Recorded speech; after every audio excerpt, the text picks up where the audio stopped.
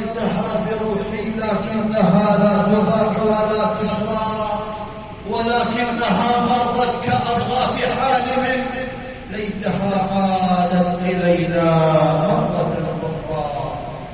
وأترضى عن آل بيت النبي الأطهار وعن الصحابة الأبرار وعن الحسن والحسين وحمزة والعباس وأزواج النبي الطاهرات من الأجناس والأرجاس.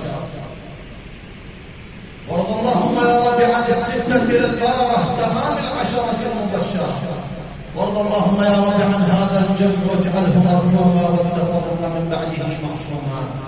يقول الله تعالى: يا أيها الذين آمنوا اتقوا الله حق تقاته ولا تموتن إلا وأنتم مسلمون. ويقول الله تعالى: يا أيها الذين آمنوا اتقوا الله وقولوا قولا سديدا يصلح لكم أعمالكم ويغفر لكم ذنوبكم ومن يطع الله ورسوله فقد فاز فوزا عظيما. أما بعد، معاشر المسلمين، تعالوا بنا لنذهب بهذه المشاعر الطيبة إلى مدينة غيبة، إلى مدينة رسول الله صلى الله عليه وسلم، ونأخذ شيئا من السيرة العطرة، وإن كانت في آخر حياة النبي محمد صلى الله تعالى عليه وسلم. في مثل هذا الشهر من شهر صفر اشتد المرض برسول الله صلى الله عليه وسلم، وفي ذلك العام نفسه قد ذهب إلى الحج وقال كلمة لو اجتمع البلغاء وأهل اللغة في أرجاء الأرض لم يأتوا بمثلها أبدا. نظر إلى الجمع في الحج وقال: لعلي لا ألقاكم بعد عامي هذا. وفعلا في شهر صفر ذهب مع جنازة، وحينما عاد صلى الله عليه وسلم إلى السيدة عائشة قالت له السيدة عائشة: ورأساه يا رسول الله، إن رأسي يؤلمني. قال: يا عائشة بل أنا ورأساه، بل أنا ورأساه، إنه أحس بصداع وبمرض. وأخذت هذه الأيام الأواخر والرسول صلى الله تعالى عليه وسلم يثقل به المرض حتى لم يستطع أن يصلي، فقال: مروا أبا بكر فليصلي بالناس. فقالوا له: إن أبا بكر رجل أسيف، لو خرج يصلي بالناس غلبته عيناه. قال: إنكن كأخوات يوسف، مروا أبا بكر فليصلي بالناس. وأخذ أبو بكر الصديق رضي الله تعالى عنه يصلي بالناس، والرسول عليه الصلاة والسلام يشتد به المرض يوما بعد يوم، وحتى خرج إليهم يوما في صلاة الظهر وأرادوا وهم يصلون، فأشاروا لأبي بكر فأشار إليه أن مكانك، فصلى وهو جالس حتى رجع بعد الصلاة إلى حجرة أحد نسائه، فقال: أين أنا يوم غد؟ أين أنا يوم غد؟ فعرفنا نساءه أمهات المؤمنين إنه يريد أن يمرض في بيت عائشة رضي الله تعالى عنها وأرضاها.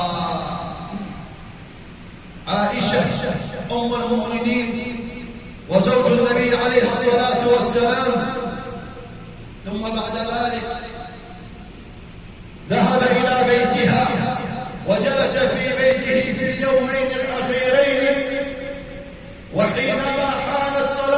الفجر والناس يصلون كشف الستار من النافلة حتى أهم المسلمون أن يفتتنوا وهم في صلاتهم. يقول الراوي: حينما نظرت إلى وجه رسول الله في الغرفة المظلمة وكأن وجهه البدر في تمامه،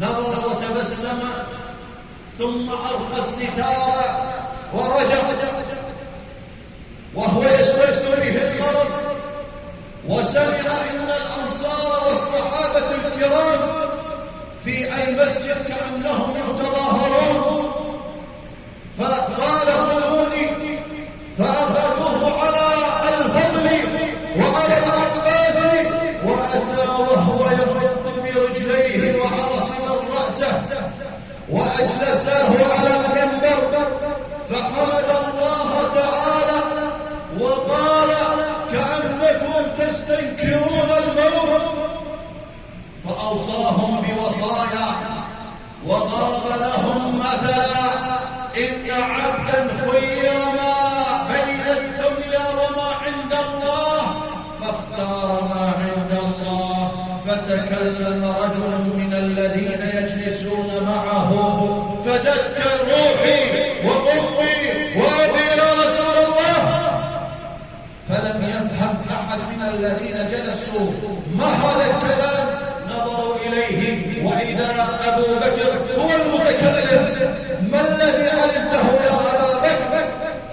علم إنها وفاة رسول الله صلى الله تعالى عليه وسلم. ثم بعد ذلك رجع إلى بيته صلوات ربي وسلامه عليه. اشتد به المرض في آخر يوم من ربيع الأول السنة 11 ربيع الأول،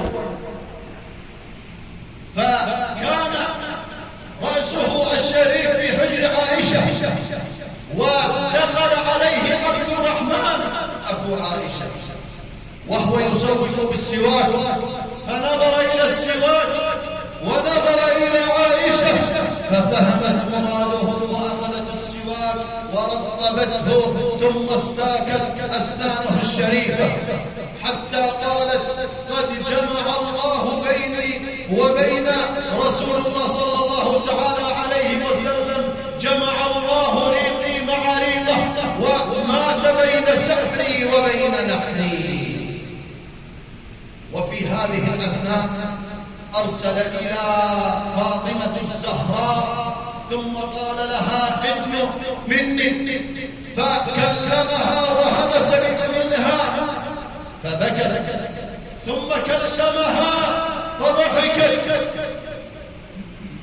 فبعدما سئلت قالت: إنه قال لي إني ميت اليوم لا محالة، ثم بشرني إنك ستلحقين بي إنك أول من يلحق بي من أهل بيتي، وإنك سيدة نساء العالمين. دخل عليه جبريل واستأذنه: يا محمد، إن ملك الموت معي يستأذنك ولا يستأذن أحد بعدك ولا استأذن أحد قبلك، أتبقى مخلدا في الدنيا أم إلى الرفيق الأعلى؟ نظر إليه وقال: بل إلى الرفيق الأعلى، وهو يصب عرقا ويقول: إن للموت لسكرات، وهو في حضن عائشة وهي تمسح العرق منه وأرادت أن ترقيه، قالت: يدي خير من يد رسول الله، رسول الله خير من يدي، فرفعت يد رسول الله صلى الله عليه وسلم ووضعته على رأسه وتقول: أعوذ بالله بكلمات الله. فنظر إليه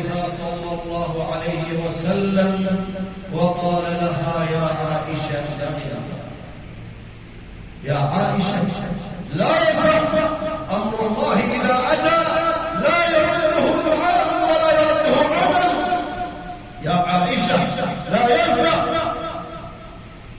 وهو ينازع وهي تحدق بنظرها إليه وإلى يقول إلى الرفيق الأعلى، إلى الرفيق الأعلى.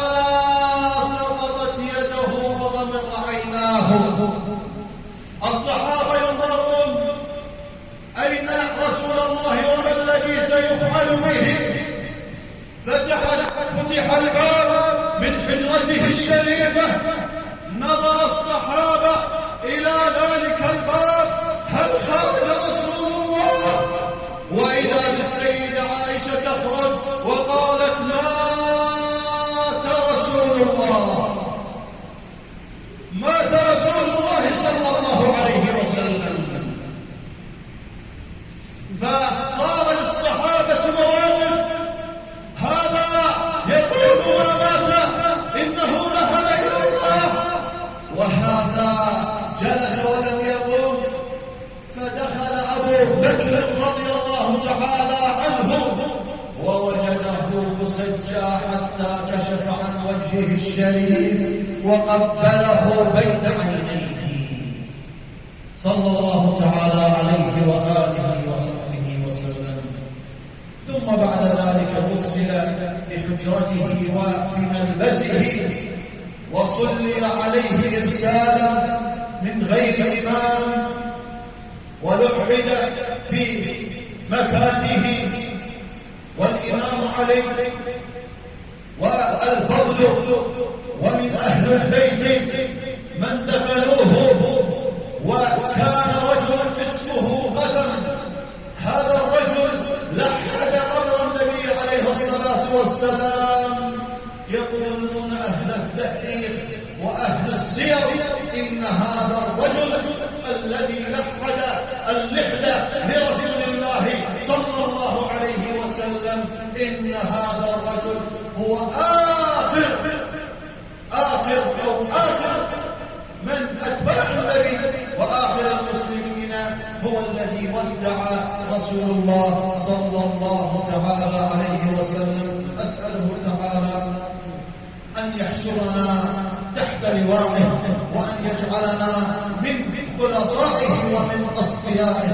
ادعوا الله وأنتم